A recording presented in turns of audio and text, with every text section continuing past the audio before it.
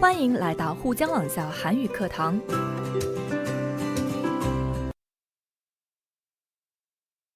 안녕하세요, 여러분. 신선생님입니다.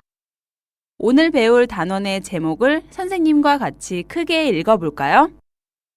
마치 마주보고 대화하는 것처럼 느껴져요. 요즘에는 인터넷이 많이 발달해서 먼 나라에 가서도 가족들과 쉽게 연락이 가능하죠. 저도 중국에 온 후에 매일매일 가족들과 인터넷으로 이야기하는데요. 인터넷이 발달하지 않았던 옛날에는 지금과 같이 인터넷을 통해 매일매일 가족들과 연락하는 것은 상상도 못했을 겁니다. 가족들과도 친구들과도 매일매일 연락하다 보니까 마치 제가 한국에 있는 것처럼 느껴질 때가 있어요. 오늘 배울 첫 번째 문법은 마치, 는, 은, 을 것처럼입니다.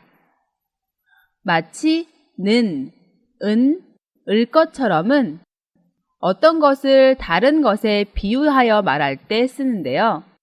거의 비슷하게의 의미가 있습니다. 그리고 마치 뒤에는 처럼이나 같이, 같다 등과 함께 사용해야 합니다. 그럼 우리 예문을 보면서 어떻게 표현하는지 살펴볼까요? 1번. 마이클 씨는 발음이 좋아서 마치 한국 사람이 말하는 것처럼 자연스럽게 말해요. 마이클 씨는 한국어 발음이 아주 좋습니다.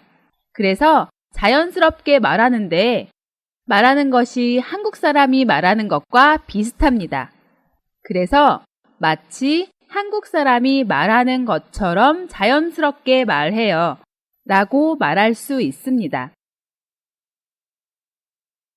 그럼 다음 예문도 볼까요? 그 사람은 마치 웅변을 하는 것처럼 자신의 의견을 강력하게 주장했다. 그 사람은 자신의 의견을 아주 강하게 주장했는데요. 주장하는 모습이 무엇과 비슷했나요? 네, 웅변을 하는 것과 비슷합니다. 여기에서 웅변은 말을 앞뒤가 맞고 당당하게 말하는 것을 의미합니다. 1980년대에는 한국에 웅변 학원이 아주 많이 있었는데요. 수줍음이 많고 부끄러움이 많아서 학교에서 발표를 잘 못하는 학생들이 사람들 앞에서 발표하는 방법을 배우고 연습을 하는 학원이었습니다. 그렇게 여러 사람들 앞에서 수줍어하지 않고 부끄러워하지 않고 당당하게 말을 하는 모습을 웅변을 하는 것 같다라고 표현했네요. 그래서 이 예문에서는 자신의 의견을 강력하게 주장하는 모습이 마치 웅변을 하는 모습과 비슷하다의 의미를 마치 웅변을 하는 것처럼 이라고 표현하고 있습니다. 조금 이해가 되시나요? 그럼 다음 예문도 볼까요? 언니를 보면 마치 젊었을 때의 엄마를 보는 것처럼 엄마를 많이 닮았어요. 언니는 엄마를 많이 닮았습니다. 여기에서 닮다는 모습이 비슷하다의 의미인데요. 보통 닮다는 과거형으로 닮았다의 형태로 많이 쓰입니다. 언니를 보면 어떤 생각이 듭니까? 네, 언니를 보면 젊었을 때의 엄마를 보는 것과 비슷하다라고 했는데요. 그래서 언니를 보면 마치 젊었을 때의 엄마를 보는 것처럼 엄마를 많이 닮았다라고 표현했네요. 자, 그럼 다음 예문을 볼까요? 두 형제가 만나는 모습이 너무 슬퍼서 마치 영화의 한 장면을 보고 있는 것처럼 느껴졌어요. 형과 남동생, 형제인데요. 두 형제가 만나는 모습을 보고 그 모습이 너무 슬펐습니다. 아마 슬픈 사연이 있는 형제가 만나는 모습을 본 모양이에요. 그 모습이 슬픈 영화의 한 장면을 보는 것과 비슷한 느낌이 들었다고 말하고 있습니다. 그래서 마치 영화의 한 장면을 보고 있는 것처럼 느껴졌다고 표현했네요. 지금까지의 예문을 보면 모두 동사의 현재를 사용했는데요. 그래서 마치 는 것처럼의 예문만 있습니다. 그 이유는 첫 번째 예문에서는 마이클 씨의 말하는 모습이 한국 사람이 말하고 있는 것과 같고, 두 번째 예문에서는 그 사람이 자기의 의견을 주장하는 모습도 웅변을 하고 있는 것과 같고, 세 번째 예문에서도 언니의 외모가 젊었을 때의 엄마의 모습을 보고 있는 것 같고, 마지막 예문에서도 두 형제의 지금 모습이 영화를 보고 있는 것 같았기 때문입니다. 그래서 현재의 상태를 비교하고 있기 때문에 마치 는 것처럼과 함께 쓰였습니다. 그렇지만 그 상태가 과거일 때는 은 것처럼, 미래일 때는 을 것처럼이라고 써야 합니다. 예를 들면 그 사람은 마치 고기를 10인분 먹은 것처럼 배가 나와 있었다를 보면 그 사람은 배가 많이 나와 있었는데 그 모습이 고기를 10인분을 먹은 사람과 비슷했다라는 의미겠죠.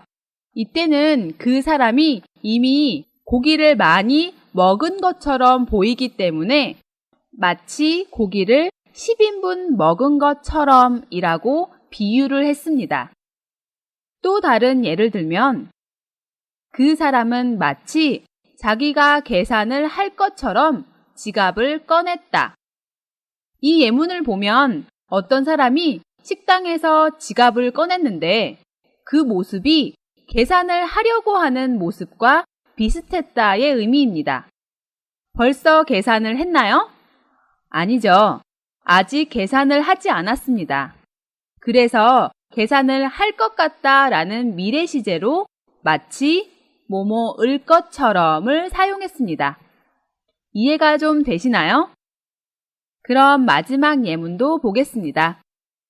우리 할머니는 마치 어린아이 피부처럼 피부가 고와요. 여기에서는 명사와 같이 쓰고 있는데요. 명사와 같이 쓸 때는 명사 뒤에 바로 처럼을 쓰면 됩니다. 그래서 우리 할머니는 피부가 고운데 그 피부가 무엇과 비슷하나요? 네, 어린아이의 피부와 비슷합니다. 그래서 우리 할머니는 마치 어린아이 피부처럼 피부가 곱다고 표현했네요. 자, 이렇게 마치, 는, 은, 을 것처럼은 어떤 모습을 비슷한 다른 모습과 비유할 때 사용하는 문법 표현입니다. 그리고 비유하는 모습이 과거일 때는 마치 은 것처럼, 현재일 때는 마치 는 것처럼, 미래일 때는 마치 을 것처럼을 쓰고 명사일 때는 마치 명사처럼을 사용합니다. 자, 그럼 이제 책에 있는 활용 연습을 보면서 더 연습을 해볼까요? 책 230쪽에는 마치, 는, 은, 을 것처럼을 활용하는 연습이 있는데요. 먼저 표현들을 볼까요? 하늘을 날다, 영화 속의 주인공이 되다, 한 폭의 동양화를 보다. 여기에서 폭은 책 한 권, 옷 한 벌, 강아지 한 마리처럼 그림을 세는 양사를 표현할 때 쓰는 것입니다. 새가 날아오르다. 조금 전에 하늘을 날다 더 날다 是飞的意思吗? 새가 날아오르다 더 날아오르다 是飞上去的意思. 오래전부터 알고 지내오다.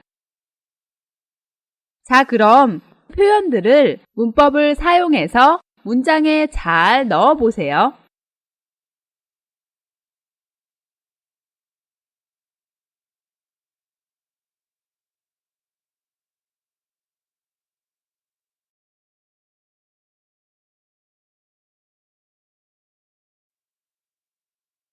잘 넣어 보셨나요?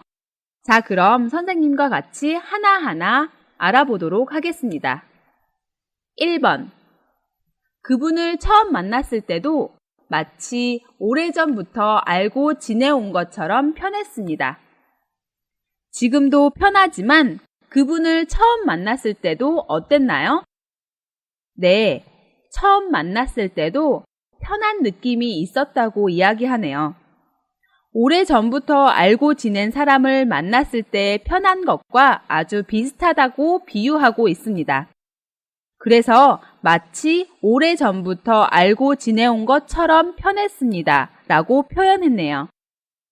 그리고 오래전부터 알고 지내온 상태이기 때문에 과거를 사용해서 지내온 것처럼 편했습니다 라고 사용했네요. 다음 문장을 볼까요? 합격 소식을 듣고 마치 하늘을 날 것처럼 기뻤습니다. 합격 소식을 듣고 기뻤어요. 아주 기쁠 때는 그 마음을 어떻게 표현할까요? 한국에서는 하늘을 날다 라는 표현을 사용합니다. 사람이 하늘을 날 수는 없지만 아주 기쁠 때는 하늘을 날 수 있을 것 같은 느낌이 든다는 것입니다. 그런데 지금 하늘을 날고 있나요? 아니죠. 그래서 미래를 사용해서 마치 하늘을 날 것처럼 이라고 사용했네요. 이해가 좀 되시나요? 다음 문장도 계속 볼까요? 이른 아침 눈 덮인 산의 경치는 한 폭의 동양화를 보는 것처럼 아름다웠어요.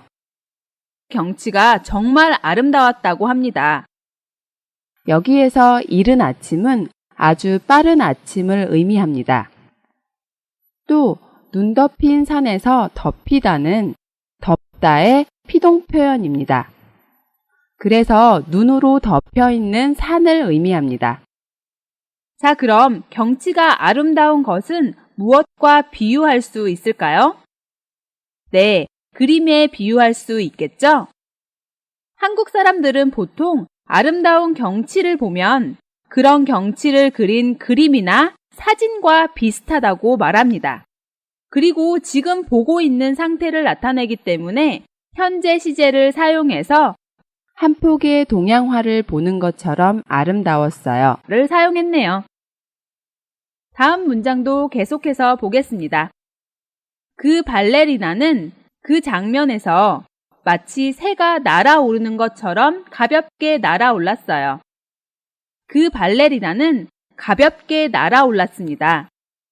발레리나는 발레를 하는 여자죠. 남자는 발레리노라고 합니다. 발레를 하는 사람들은 공연을 할 때 아주 높이 뛰는 모습을 종종 보여주는데요. 발레리나가 가볍게 날아오르는 모습은 새가 날아오르는 모습과 아주 비슷하다는 의미로 마치 새가 날아오르는 것처럼 이라고 써야 합니다. 이때는 지금 새가 날아오르는 것을 표현하는 거기 때문에 현재를 사용해야 합니다. 그럼 마지막 문장도 보겠습니다. 남자친구가 생일에 장미꽃 100송이를 선물했을 때는 마치 내가 영화 속의 주인공이 된 것처럼 기뻤어요. 남자친구가 생일에 장미꽃 100송이를 선물했을 때 저는 아주 기뻤습니다. 장미꽃 100송이를 받은 것은 일상생활에서는 별로 경험할 수 없는 일이잖아요. 그렇지만 어디에서 볼 수 있죠? 네, 영화나 드라마에서는 볼 수 있죠? 그래서 마치 내가 영화 속의 주인공이 된 것처럼 기뻤어요 라고 표현했네요. 여기서는 이미 주인공이 된 상태를 비유한 것이기 때문에 과거 시제로 사용했습니다.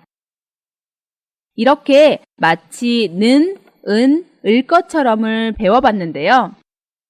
어떤 모습이나 기분 등을 비유적으로 표현할 때 사용한다는 것과 비유하는 그 모습이 상태에 따라 과거, 현재, 미래 시제를 쓴다는 것을 잘 기억해 두시기 바랍니다. 그럼 두 번째 문법을 배워볼까요? 두 번째 문법은 는다고, 니은다고, 다고입니다. 이 문법은 좀 익숙하지 않나요? 다른 사람이 말한 것을 전할 때 사용하는 문법과 아주 비슷합니다. 그래서 이 문법도 다른 사람의 말이나 속담, 사자성어 등을 인용해서 사용합니다. 우리가 이전 급에서 배웠던 것처럼 동사 뒤에는 는다고, 니은다고, 형용사 뒤에는 다고, 명사 뒤에는 이라고 또는 라고를 사용합니다.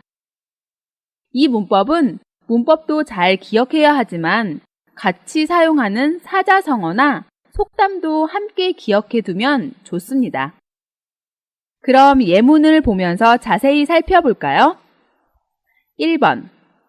선생님 말씀대로 지각은 습관이 된다고 점점 지각이 많아져요. 선생님이 전에 지각은 습관이 됩니다 라고 말한 적이 있나 봐요. 그래서 지각이 점점 많아지는 상황에 대해서 선생님이 말한 내용을 인용해서 표현하고 있습니다. 다음 예문을 볼까요?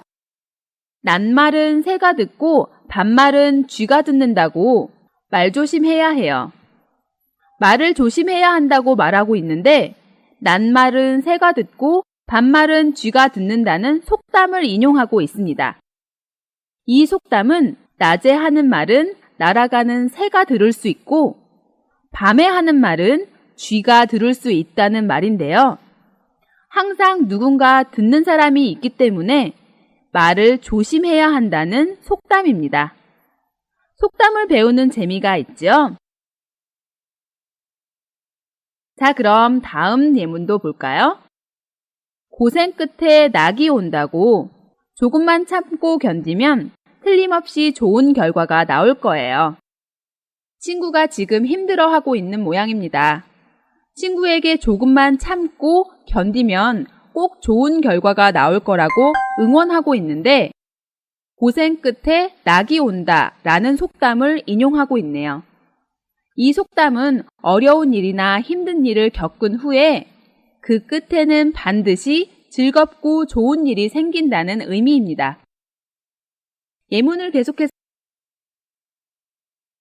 금강산도 식후경이라고 밥부터 먹을까요? 밥부터 먹자고 제안하는데 금강산도 식후경이라는 속담을 인용했네요.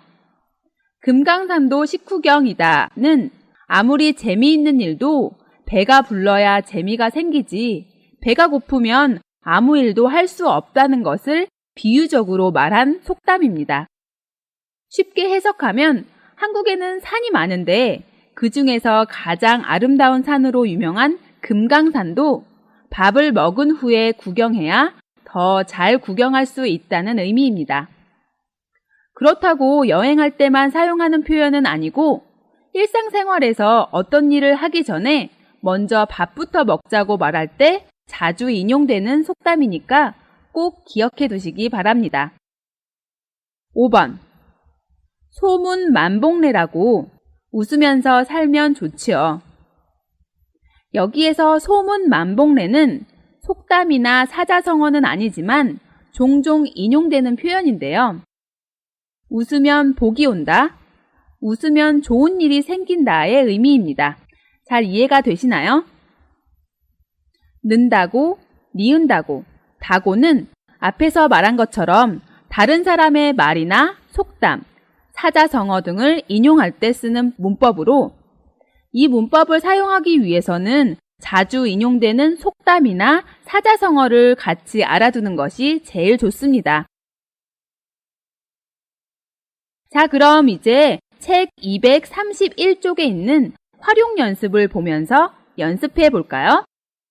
231쪽에는 먼저 자주 인용되는 한국의 속담과 그 속담의 설명이 나와 있는데요. 속담과 속담의 설명을 어떻게 연결하면 좋을까요? 여러분이 먼저 한번 연결해 보세요.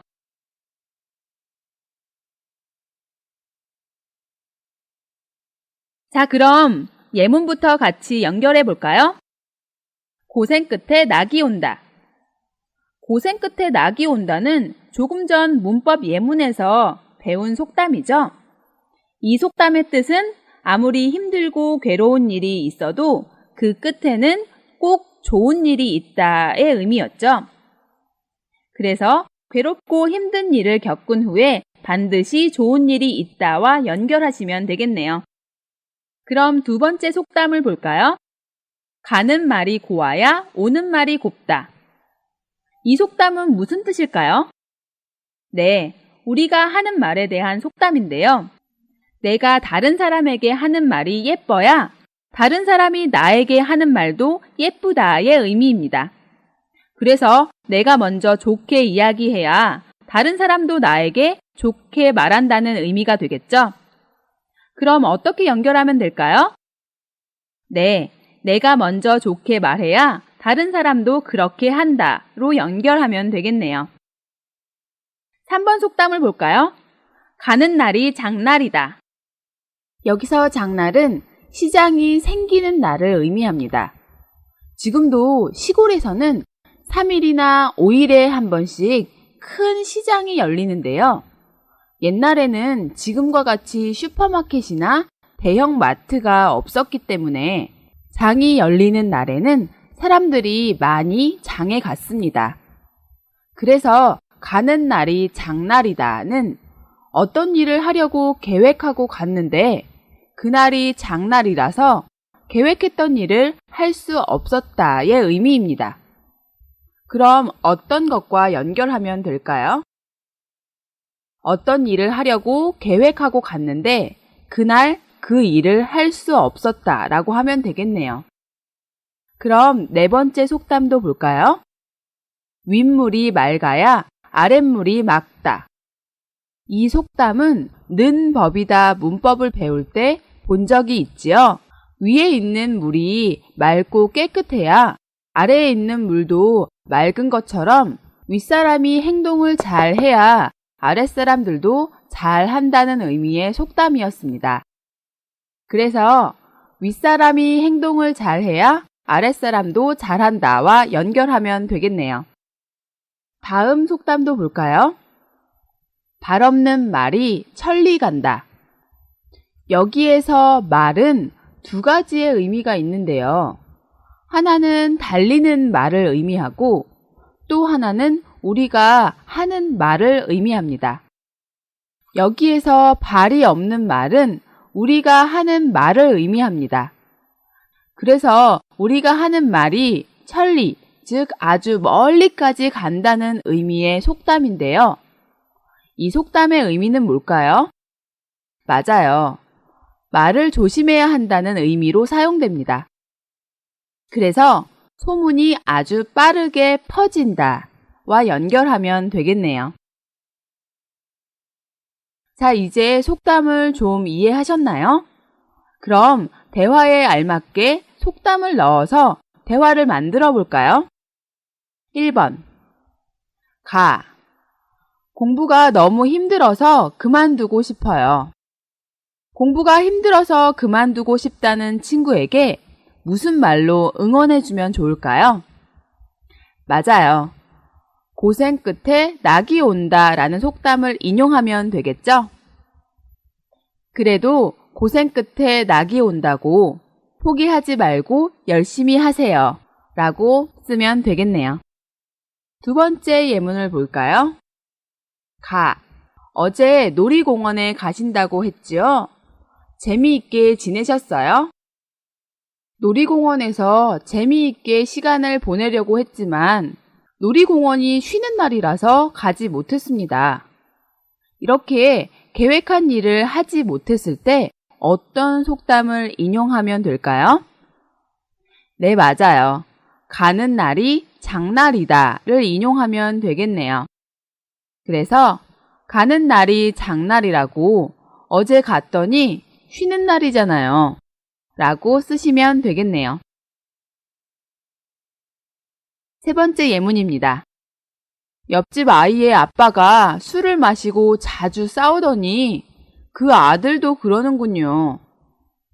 옆집 아빠가 술을 마시고 싸우니까 아들도 술을 마시고 싸우는 모양이에요.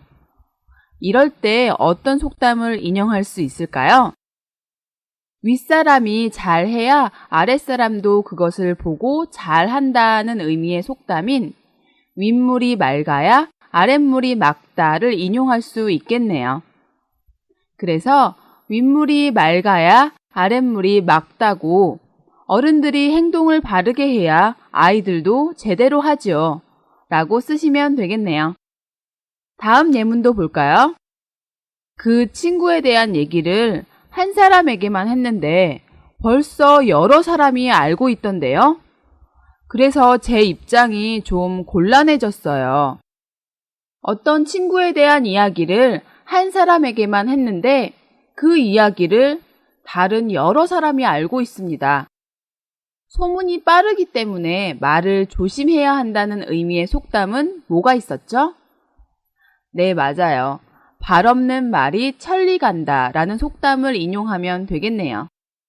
그래서 발 없는 말이 천리 간다고 항상 말을 조심해야지요. 말은 한번 퍼지기 시작하면 아주 빠르거든요. 라고 쓰시면 되겠네요. 자, 그럼 마지막 예문도 같이 볼까요? 어제 아르바이트 하다가 손님하고 싸우게 됐어요. 아무리 손님이지만 저를 보자마자 반말을 하잖아요. 손님이 직원을 보자마자 반말을 해서 싸우게 된 모양이에요. 반말을 하는 손님은 정말 기분이 나쁘겠죠? 그래서 가는 말이 고와야 오는 말이 곱다 라는 속담을 인용하시면 되겠네요. 가는 말이 고와야 오는 말이 곱다고 먼저 말을 그렇게 하면 안 되지요. 라고 쓰시면 되겠네요. 자, 지금까지 는다고, 니은다고, 다고를 공부했는데요. 이 문법은 문법도 중요하지만 함께 사용하는 속담이나 사자성어도 중요하기 때문에 오늘 배운 속담들을 꼭 기억해 두시면 좋겠습니다. 오늘 배운 문법은 좀 어렵기도 하고 까다롭기도 했는데요. 너무 어려워서 포기하고 싶은 마음이 들겠지만 고생 끝에 낙이 온다고 조금만 힘을 내면 한국 사람들이 말하는 것처럼 자연스럽게 말할 수 있을 거예요. 我们来做个小练习吧。